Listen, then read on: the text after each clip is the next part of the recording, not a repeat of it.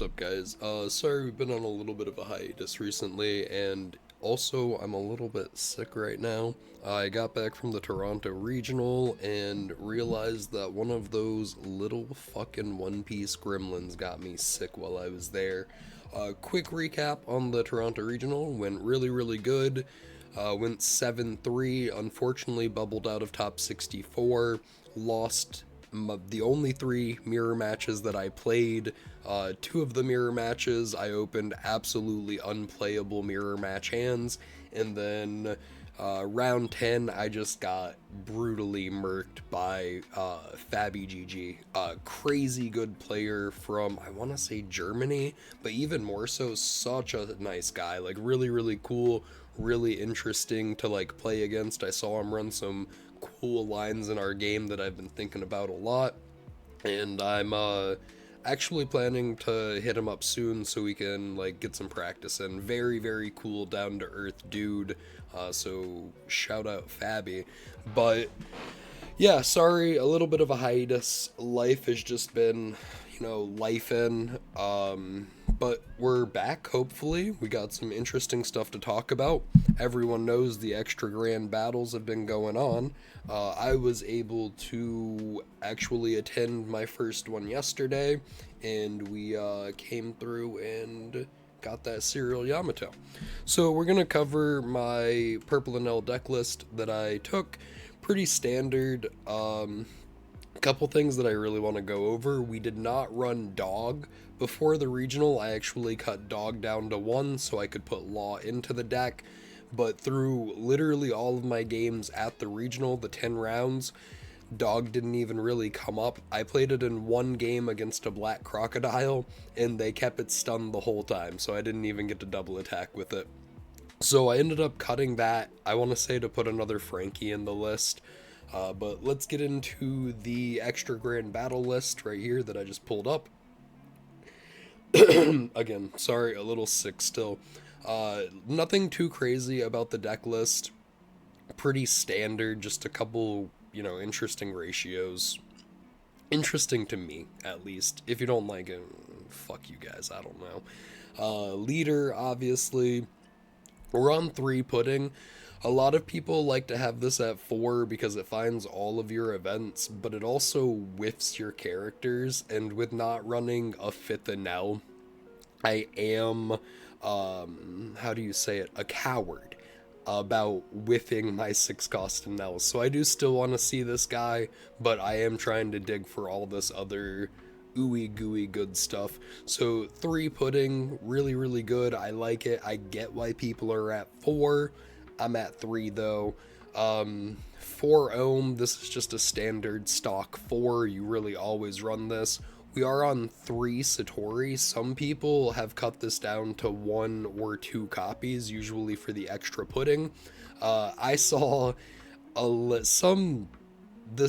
really crazy talented 13-year-old just won or got top 8 in a treasure cup in Florida the other day. And I like watched his deck list profile, and he was on 14 1 costs. So I was like, hey, we'll be on 14 1 costs too.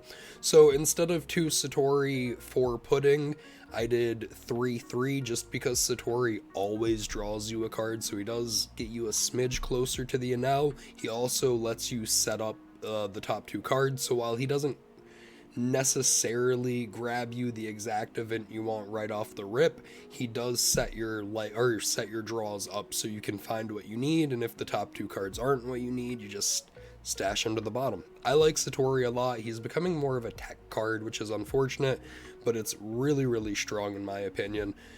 For Shura, this is really good for the mirror match. It's also really good in general. I hate when it's the only 1 cost that I open on 1 Dawn, but it's a great card. I love it a lot. I love being on 3 Dawns, swinging 7 with leader, playing Shura, minusing a Dawn off of leader, and then doing effect to swing a second 7. That's really cool. We're on 2 Frankie. This is also just a phenomenal card. It's funny, when I first started testing OP15 on Project Raftel, I was testing out Frankie, and I was like, it's it feels good, it's cool, it's a nice card, and then I like moved off of it, so it's really interesting to be back on Frankie and to see it as like a standard card in a lot of lists. It helps you cycle, it keeps you hand neutral. It is unfortunately just a Mamaragon target in the mirror match, which is kind of when it's the best card to play. But I love Frankie, really, really solid. I'm not gonna say it's my favorite blocker in the deck because that's Reiju, but this card is really good. I love drawing cards. We have 3 Reiju. I would probably bump this to 4 if I owned a 4th alt art copy, but I only have 3 right now, so the flex limits our performance, I guess. We're on 1 Law. This card is really, really good. In like open top cut, people also have to play around the fact that you have the 1 Law, but this card is just really cool when it does come up. Sometimes it doesn't though. Sometimes it's just a 1k, or you know, worst case it's a 4/5 blocker. But I like the 1 of, it's cool. Just touching back on this Reiju, favorite blocker in the deck, overstated, 9/7, really, really easy. This helps you win into green and it helps you win into Nami, so I should bump it to 4. I should get the last alt art copy. But moving on, we're on 2 Senior Pink now. I think the last list you guys saw from me in a video, I was only on 1, maybe I wasn't even on any, but this card is really, really cool.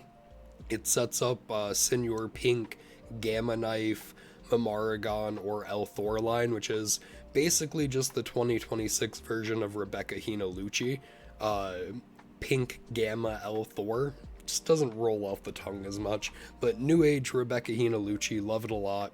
We got 4 of the Secret Enel. This card draws or searches anything, and then you have to discard 1, unfortunately, but we don't talk about that. Just overstated, 6 cost, 10k body, really nice. We're only on 1 Divine Departure right now. I prefer, like mentally, I prefer being at 2, but all of my testing stats show that I'm fine with it being at 1. It's just a little annoying when Nami maybe drops Newgate on back-to-back turns. It's also a little irritating when you don't see the Divine Departure, so you can't clear the first Newgate. We're on, this is interesting, but a lot of decks have like moved towards it. A lot of deck lists are on like 3 or 4 of them now. I like Vari a ton. This is also really, really good for the green matchup, also really good into the Nami matchup. Worst case scenario, it's just a 2k counter. Best case scenario, it's a free draw 1.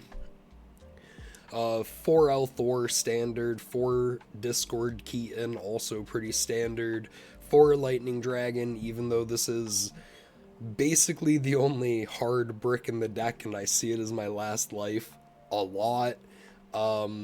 This card is solid. It's good into yellow. It's also, again, kind of pretty good into like green. If you can just keep your opponent's stuff stunned for a turn, they can't do very much. For Mamaragon, you would never cut this, you would never run less copies of it, it's just literally the best card in the deck. And then 3 Gamma Knife, would never go down to 2, probably wouldn't push to 4. But overall, I'm really happy with this build at the time of recording. The only thing I would maybe want to do is add another Reiju, but I don't even know what I would cut. It would maybe have to be like a Vari, but I value Vari a lot. It's just that Vari and Reiju kind of do not the exact same thing, but they help you in the same matchups, even though Vari is a 2k and Reiju's only a 1k. But I wouldn't cut it for another brick. I would maybe only cut it for the 4th Reiju for consistency. But that's the list, guys.